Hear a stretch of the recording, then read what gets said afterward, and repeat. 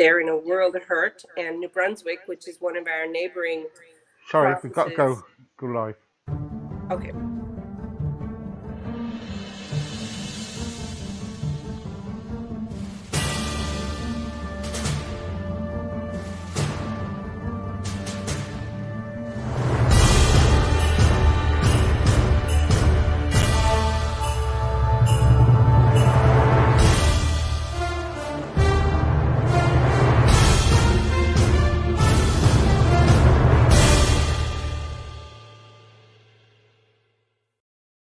Hello, good evening. And today I was kind of like wanting to go out today in the garden or go for a walk, but it was really cold here in the UK, really freezing. And instead, I've been doing all sorts. I've been trying to get in contact with an hairdresser, but no go there. I've been trying everything else, and there's no go. So everybody who knows me out there, I'm sorry, but I'm just sat here talking to a lovely lady called Maxine McLaren. Is it McLaren? McLennan. Yeah, yeah. Well done. Yeah. Yeah. And how are you? How are you? I'm good. I'm good. How are you doing? I'm fine, thank you. We're still living over here in the UK. Yeah. Thank you for having me on your show. I really appreciate it. Yeah, yeah. It's I'm delightful that you're coming on. I want to talk about your kind of music and especially a song "Without You." Yep. Okay, because you got two songs, but let me talk about "Without You" first, Okay. because that's something special for you, isn't it? Yeah, that's a song that I wrote after my mom passed away. She she was very sick in her last years of her life with COPD, and the song is about how I felt losing her. You know, the minutes and the hours and days after she passed, because every time I woke up, it felt new all over again, and it hurt deeply every single time I woke up from having a sleep or a nap, and the realization hits you, and it's real, and it really happened, because sometimes you think you just dreamed it, but you didn't. Yeah, because also your mum's Catholic, isn't she? Yes. Yeah, Yeah. so she must have a belief because what happened was I think it was the first two verses of the song "Without You." It actually was came to a point in that song which meant a lot to you, didn't it? Well, it's the first two verses are how I felt, right? And then the third verse, the last verse, is it takes you right into the hospital room as she was dying. Um, we had her priest was there, and there was my mom and dad brought me up in a very musical um, household and atmosphere, and so we had a fiddler there because mom loved the fiddle, and he Yeah. was playing one of her favorite songs. And we also had a Dolly Parton playing in the background on a phone Yeah, 'cause because mom. she loved Dolly Parton, didn't she? Yeah. Your Oh, mum, she your sure mum, did. yeah, your mum loved Dolly Parton, Yeah. and and um and and because you had everybody in there, you had the priest in there, you had uh some of your family in there, Yeah. and Yeah. what was what what was it like? What was it like? Um, it was peaceful. Um, it was sad. I We watched the shadow of death like take mom. We watched her turn color, and there was just a lot of things going on at the same time. The priest was praying over her, and some of us were crying, some of us were just holding her hand, and telling her it was okay to go. My best friend Sheila Mackenzie and her two little girls that are just like family to us were across the room in the chapel, which was kind of, fitting because mom was a Catholic, a devout Catholic, and that hospital chapel was right next door to her. So the oldest girl, Brenna, asked her mom when they were in there praying, what should they pray for, and how would they pray for Mamie? Because that's what we called mom, or that's what they called her. And Sheila said, "Well, just ask God for Mamie to be able to breathe better." And Mm. all that stuff that was happening simultaneously as mom was passing. So it was kind of, the minister or the priest said he had never witnessed anything so beautiful. I'm sure he has, but he made us feel like he hadn't. And Yeah. um, it was very, looking back on it now, like there's times when I can talk about it like today, but there's times when I get caught off guard. Um, the other night I was doing another interview, and um, I bawled my eyes out during the interview, and I felt like a tool, but it takes you off guard by times. Yeah. Of course it does. If you let Yeah. yourself go right back Yeah. into that room, Yeah. it's very real all over again. Yeah. Bereavement gets Yeah, to us all, I'm afraid, and sometimes if we don't show our emotions, yeah, it could get stuck inside us for a long time. yeah, Yeah, and we need to kind of like I'm a Christian. I believe I'm not a Catholic. I'm a Baptist and well Christian, but I do believe in God, and I think if when I die, I hope that I will go to heaven. And I believe your mum there is right now, and yeah. she's looking down on you, and she's saying, okay, you might think that it's been sad and everything's going through, but I'm going to give you the strength to carry on with the rest of your life. And she did too, because she taught us that before she left. She was a mom right to the very end. And with COPD deaths, they prepared us for a struggle, with her breathing and stuff. But she was Yeah. having none of that. She died very peacefully, and she was a very strong lady. She had a lot of, you know, struggle in her life, as we all do. But Mm, mom never let us realize that she was struggling, and mm, she never drank. She wouldn't curse. mm, um, she was just the epitome of strength and a good mom. mm. The trouble is, with I miss my mum, and the trouble is, they mums hold the house together, don't they? They hold the family together. They are Yeah, kind of like the head of the family. yeah, Mums are, and yeah. my mum several times put my dad in his place. Oh yeah, Um, mom did that all the time.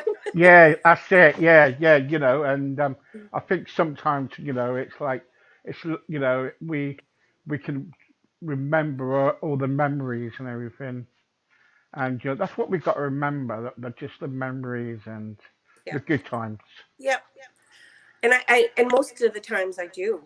Um, but I think after she passed, it was a feeling that I had never experienced before. Someone that close to me, and that was there all my life, like for all of my Mm, life, um, losing them. And I made sure that I sat with mom by myself, and I thanked her for everything that she did for me and for us as a family, and gave her not permission, but well, kind of, I guess, because moms, they'll stay with you till they'll struggle. Even if they're struggling, they'll stay in order to be there for you. So we all gave her the permission to go and be with God, and uh, we created the atmosphere that we thought she would have wanted, and she went. mhm. And you put the song out. You got Without You, And are you okay? Yeah. Yeah. And you put the song out without you, and that I bet that was a blessing, wasn't it? Because that was something that you can remember your mum by with the song without you. Yep. It's how I think I got through it. I sang actually at my mom's funeral, and I don't know how I got through that, but my band was with me, and I think that they gave me a lot of strength. But I was trying to be like my mom and to be strong for everyone, so I didn't cry at all when she passed. I didn't cry afterwards. Um, for about a month, I guess, or maybe it was 2 months, and then I just completely broke, and I had to call my sister-in-law, who's an RN, to try and help me get through it, and Mm, which she did, and uh, um, then I knew I had to heal internally. So music for me is healing, and I write songs to get through things. mm, mm. Where do you get your ideas to for the for your songs? Do you now I've interviewed so many people, so many, and they say to me it could be on the toilet, Steve. It could be in the bath. It could be in the shower. It could be farming my animals. It could be anything. Uh, It's would you true. get your I usually get my ideas, at least, from events that have happened to me, like life experiences, um, or people in my life, or places that I love, or I write mostly from that, and the ideas can come at any time. I have my phone with me all the time. It goes downstairs with me, it goes upstairs with me, it goes to the bathroom with me, it goes in my car. It's always at the ready to hit the voice memo, so that if an idea strikes, and believe me, there's a ton of bad ideas on there. But there's a ton of good ones too that I can go back to, that I won't lose, right? So yeah, I just always have my phone ready, Mm, and I jot them into the phone. Like, I'll sing them into the phone. It might be a line, it might be a melody, it might be a line and a melody, you know. So mm, mm. I find the iPhones are pretty darn good for that. Of course, yeah. Yeah. Where was the second song come from? Where your second song? Which one are you talking about now? Um, I think it was. Is it no good? No good. Oh, Good and Gone. Good and God. Yeah. Yeah. Now I Okay, so love that. I love that song. okay, yeah, it's a little bit of a bluegrass thing going on in it. Um, so that song is written about my husband. So this is my second marriage, and my Right. husband's name is Stephen. And Oh well, when he, Stephen. See, Stephen. See.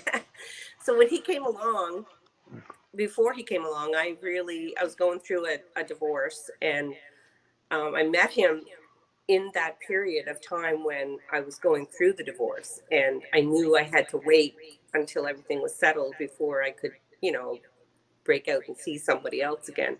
But when we started seeing each other, the first I knew the first night that he was different than my first husband, because he sat down and he actually, talked to me about things, and I just knew that this guy was a good guy, and everything in the song, it happened.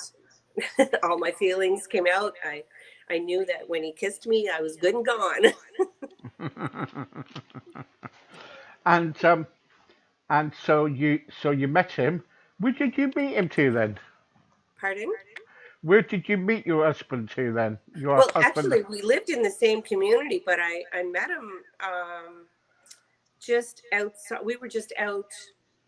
I think I might have been singing somewhere, and he walked in or something, and he asked me to dance later on that night. And so I went and danced with him, and it was just his whole persona, his swagger, I guess. I don't know.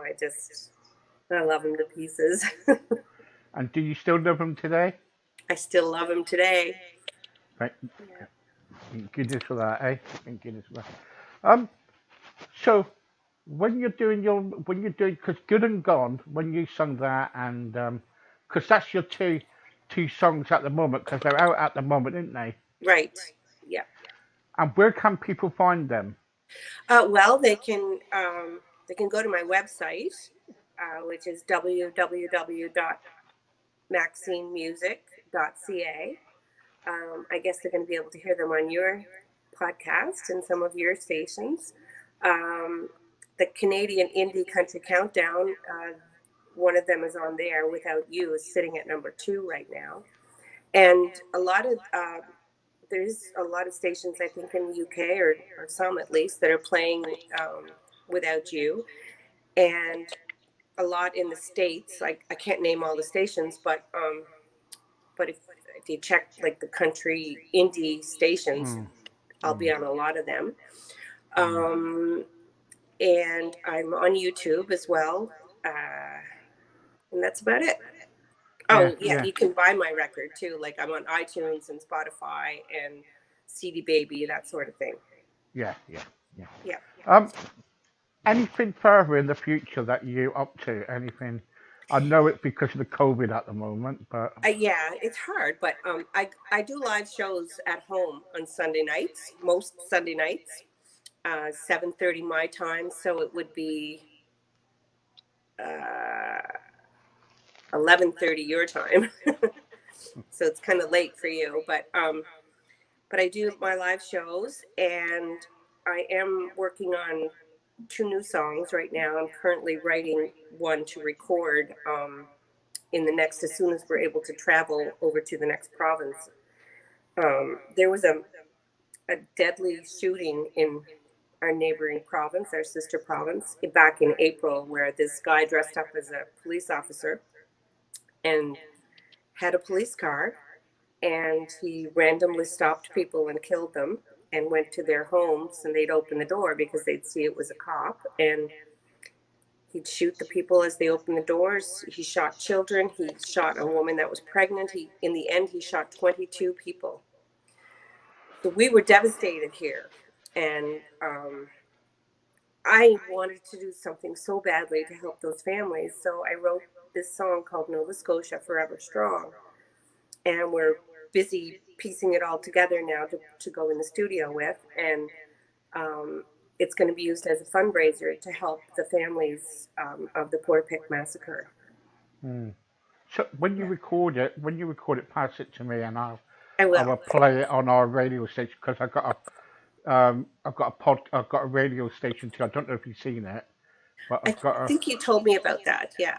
I've got a radio station and I've got a podcast here. Yep. So the radio station at the moment we got 4,000 odd people now listening. So that's quite 4,000? good. 4,000 people, yeah. That's great. Yeah, so we do get the numbers, Yep. and then later on, probably on here, you'll probably get some more. But it varies, doesn't it? But on my radio station, I've got a good radio station, and That's we get awesome. listeners. That's why we ask people ahead, what time, and they can come Yeah. on, so we can start advertising it. Or Yeah. um, before do you have a faith at all? Do I have what? Have you got a faith? Oh, Are you a yes. Catholic I'm or? Christian. I was brought up Catholic, and then I married. My first marriage was, he was United, so I converted over to United. But I went back to the Catholic. I had some chats with my Catholic priests, and they said that I've never really left the Catholic religion, so I'm considered both Catholic and United. So I can go to either church, which is really great because I love both Yeah. of them. Have you ever thought of singing Christian songs? Um, yeah, I do. I do a lot of different kinds of music. I need to write a Christian song, I think. Yeah. Yeah, yeah, yeah. Because some of your music as well, it's like country style type music, isn't it? Yeah.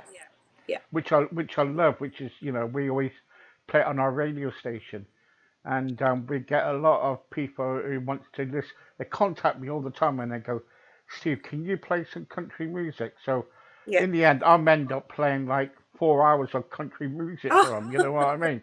that's Because great. because that's what they want, and we give Yeah. them what they want. You know Yeah, what I mean? absolutely. And Absolutely. then the second favorite for people is rock and roll. Then it's gospel. Oh, is that right? Yeah, we do rock and roll. We do gospel music on our radio station, so we do a mix. I've tried, like, I have one in the works. I went to a Good Friday service at one of our local churches here a couple of years ago, and there was a few things I learned at the service that I had never been taught in catechism or never really learned. It was just, I guess, maybe how I interpreted it and how it was projected to us by the minister. And um, I wrote a song surrounding it. And yeah. And then I've written a couple of, Christmas songs that are all to do with, you know, instead of paying attention to Santa Claus, that we listen to and Mm, celebrate Jesus, right? yeah, yeah, Yeah. yeah. Um, Also, what I want to talk about, if you're not playing any music, what are you doing in your spare time? I do a lot of live shows. You do a lot of live shows. Yeah, on Facebook. Okay. And what does your husband think of your singing? He loves it. He comes to my shows a lot, and when he can, when he's not out and about, he works across the country from me, so um, Okay. he's only home 2 weeks at a time. For he works 2 weeks and then he's home 2 weeks. Okay. Yeah. Right. Let's answer some questions quick then from the radio. Um, Hello, Maxine. Lovely interview. Can you tell me how, if I want to take music up, especially country and western music or any other music, how do I go about it? Can you sing or play anything? Can you sing or can you play anything? I can play the guitar, but I'm not a good singer. You don't have to. Trouble is, though, you don't have to be a good singer, really, do You you? don't. No, you don't. I mean, to compare yourself to other people is probably the wrong thing to do. So I would just go and start singing and playing and learning songs. Yeah, and be yourself, isn't it? Really, Yeah, be yourself. Be yourself. Yeah. Uh, absolutely. I'm Maxine. I love your music. I watch your Facebook lives. Thank you. Love you loads. Um, can you tell me what your most embarrassing moment is when you're doing a gig? That's a great question, and I have the answer. So one time I was with my country band and we were singing in a barn loft. I mean, it was just called a barn. It wasn't a real barn, but it was summertime and it was hot. And I took this big breath to start singing this big note that I was opening the song with. And a fly flew in my mouth and I ended up swallowing it. And I Oh, was like, oh no, but I had to keep going because the place was full of people, and you can't freak out over a fly. So yeah, oh, oh. You weren't hungry, were you? no, I the gosh darn fly just flew in. Had my mouth open too big. Who is it? Susan wants to know how long have you been singing for, and how old were you when you first sang your song?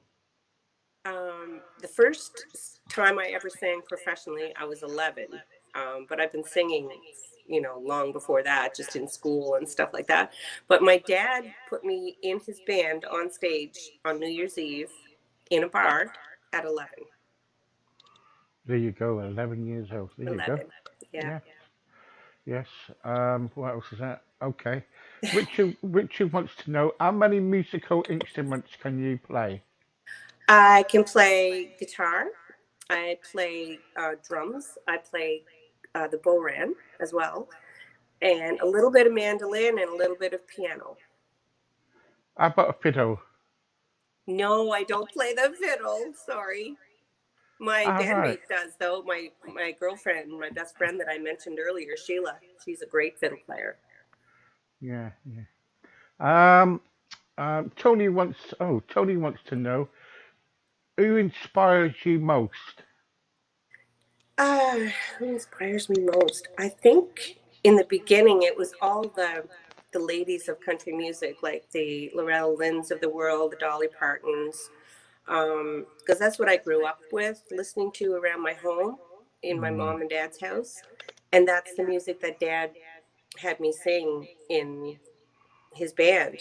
mm. Um, Now I think Carrie Underwood inspires me. I think Brilliant. I like Carrie Randy, Underwood. yeah, Randy Travis, Brad Paisley, Miranda Lambert.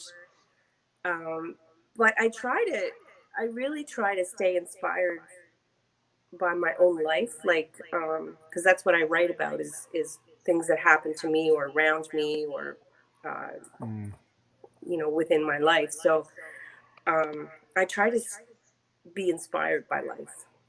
mm. Okay, last couple of questions, guys, because I've got to let her go. Um, Thanks so right. much. um, was it two? Right. Okay. Um, if you were, if you wanted to sing with somebody, who would it be? If I So wanted to sing with someone, it would be Dolly Parton. it would be Dolly Parton. Yeah. Right. Okay. Have you ever met Dolly Parton? No, I seen her sing with Kenny Rogers one time, a long, long, long, long time ago. But that was it. And my daughter got to see her in concert in Pigeon Forge, Tennessee, and she went to Dollywood, and because my daughter's a huge fan of Dolly, so my mom did that to both of us. Okay. Last question. Would it be possible sometime you can come back on Steve's show and do and sing some songs for us? We enjoyed having you on. Before you go, can I ask you a question? What's the most important person in your life at this moment in time? Wow, that is a tough question. Sorry about all the questions, Maxine. They're great questions. That's a tough one because I have a lot of really important people in my life. My daughter, my husband are the two first ones. I know you only asked for one, but my friends that are Mm, good friends, Sheila and her girls, uh, Courtney and Scott and their two children.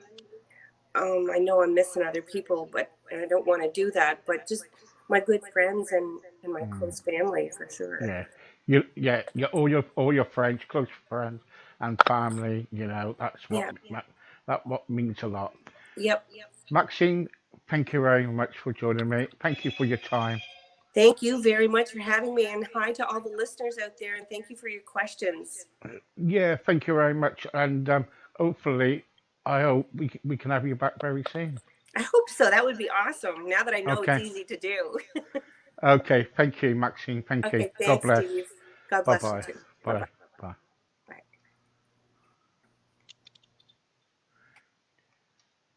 There you go. That was Maxine, and what a lovely lady. And